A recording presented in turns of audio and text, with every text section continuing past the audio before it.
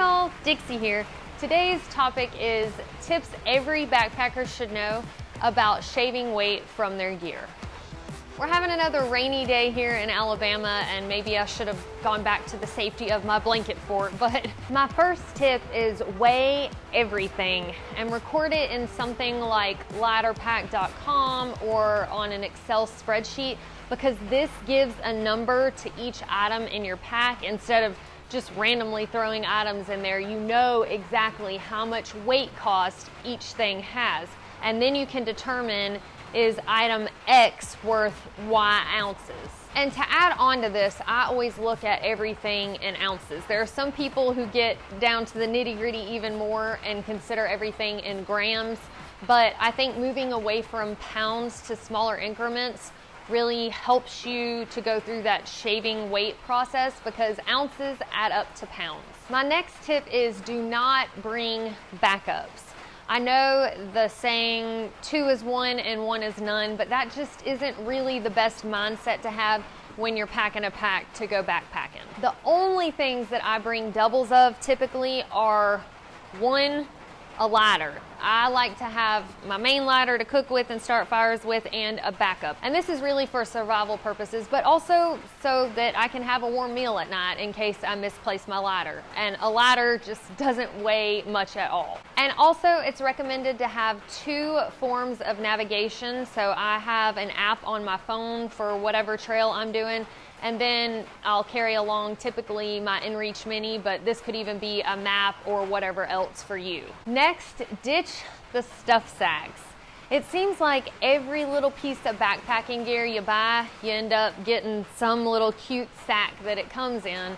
And if you actually put all of those things on the scale, you can see where it can be a quick way to shed some ounces. A lot of people have a stuff sack on their sleeping bag. They'll have their water filtration kit in some sort of stuff sack. Even battery banks come with a little padded stuff sack. So what I do for organization in my pack, all of my toiletries I keep in a large Ziploc bag, and then all of my electronics in another large Ziploc bag. And I use the freezer bags, so they're a little bit more durable, but they just tend to be more lightweight, especially just having those 2 Ziplocs instead of having every little thing in some sort of stuff sack. For my sleeping bag and other things that I want to keep dry that are larger, I have a Nylofume pack liner. It weighs less than an ounce, costs less than $5, and it'll line the whole pack. You can cram everything down in there. It'll also help save space by doing this because it's all in one shebang. And then you just roll that pack liner down, and it keeps everything waterproofed and dry even if you're hiking in a rainstorm. The only thing that I really put in a stuff sack is my clothes, because that doubles as my pillow at night. I can put my puffy or the clothes that I hiked in during the day in that and roll it down and use it as my pillow. I also tend to carry a Dyneema, which is very lightweight material, stuff sack, just in case it rains and I want to waterproof any of my camera equipment. But those are really the only 2 stuff sacks I have in my pack. The next tip is limit your wardrobe. Especially for beginners, I was the same way. It can seem a little odd to not have a fresh change of clothes for each day, but embracing the suck and embracing the stink is part of trail life, especially if you want your pack to be more comfortable to carry. So you really only need a dedicated outfit to hike in and one to sleep in. And you could even argue that you don't need the one to sleep in if you have a properly rated sleeping bag for your comfort level. But I do prefer to have an outfit to sleep in. I also always carry extra sets of socks. I have a pair to sleep in and 2 to hike in. That's just personal preference, and I do accept that additional weight. I think it's a good idea to have a spare pair of drawers just in case you have an accident or you do want to keep things more fresh down there to not run into any funky problems. And yes, I carry some sort of insulating layer even when it's warm outside, because you can get hypothermia even in warmer temperatures. But as far as actual outfits, like changes of clothing, your basic top and bottom, you only really need 1 to hike in and maybe 1 to sleep in. Repackage food and toiletries. This is something I do whether I'm on a thru-hike or out for a weekend trip. On a thru hike, I will sit right there in the foyer area of a grocery store, right outside the grocery store, and repackage things in Ziploc bags so it will save space and also weight in my pack. For weekend trips, you can do the same thing at home. Also, if you're going to be eating things like Mountain House meals, you can empty those into Ziploc bags, and I've heard of people taking just one of those Mylar packages and rehydrating their meal in that each night from the Ziploc bag just to help save some weight and space. And then you just wash it out and reuse it again the next evening. For toiletries, it makes sense to put things in a smaller container. Like if you're gonna be out for a short time, you don't need a whole huge big tube of toothpaste. You can squirt a little bit in a smaller container, or even buy the travel sizes. Next, avoid Nalgene bottles. It seems like in every thing you see about hiking and gear ads or whatever, you always see hikers with this cliche heavy Nalgene plastic bottle. They are nice in the way that they're durable, reusable, and in normal life, I have used them. But on trail, they're just heavier than they have to be. A lot of them weigh around 6 ounces. I think the ones that I took to Kilimanjaro, because you were required to have something reusable, were a little bit lighter than 6 ounces, but still a lot heavier than something like a flexible bladder or even a disposable smart water bottle, for example. Don't pack books. I think folks, when they're first starting out, feel like they're gonna be bored on trail, but most people are so tired at the end of the night, it's a struggle to do anything other than like maybe prepare some sort of food and then go right to sleep. Now, if you are somebody who finds that you do like to read on trail, well, you can use a reader app like the Kindle app, for example, so that you're not having extra weight if you're going to already be carrying your phone. Even guidebooks, you can typically get some sort of app to take the place of the guidebooks, or get a PDF version that you can look at on your phone, or worst case, take actual pictures of the book that you have at home with your phone, and then you can zoom in and look at the pictures. Another great way to shave off significant weight in your pack is to upgrade your big three, or start off with the most lightweight stuff you can afford when you're first buying your backpacking gear. This is definitely the most expensive tip, because your big three, which is your shelter, your pack, and your sleeping bag, are typically the most expensive and the heaviest items in your pack. But over time, you can slowly upgrade each thing by saving up, searching different sales, especially around the holidays, or even searching up the backpacking used gear groups on Facebook.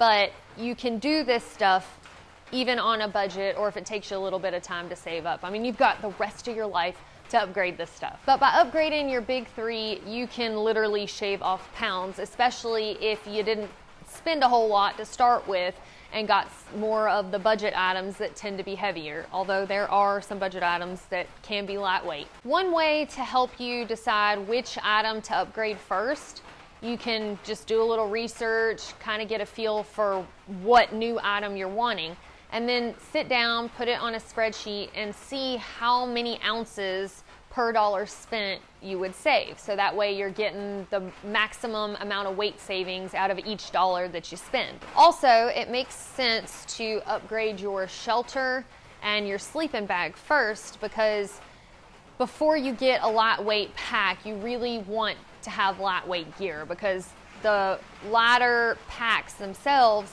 tend to have less of a carrying capacity than the bulkier, more padded type packs would have. Don't go with a bigger pack than what you need for the necessities. If you're selecting a new pack because you're upgrading, or even if you're going out for your first time purchase of a pack, you want to make sure that your necessities fit, and that's pretty much it. So I mean the stuff that you need to survive on trail. So for example, maybe all of your stuff will fit inside of a 50-liter pack, but you're like, well, I could go with a 65 so I have extra space if I want it. Don't. If you go with that 50-liter pack, then chances are you're not going to carry a bunch of unnecessary weight, because you won't be tempted to fill extra space. When upgrading your shelter, or again making that first time purchase, opt for a tent that uses trekking poles to set up. Even if you're not going with a super expensive ultra lightweight tent, Typically, the ones that set up using trekking poles are still going to save you some weight because the additional weight of dedicated tent poles does add up. And if you're going to be walking with trekking poles anyway and carrying those in your hand, that's just less weight on your back. Next tip is do a pack shakedown.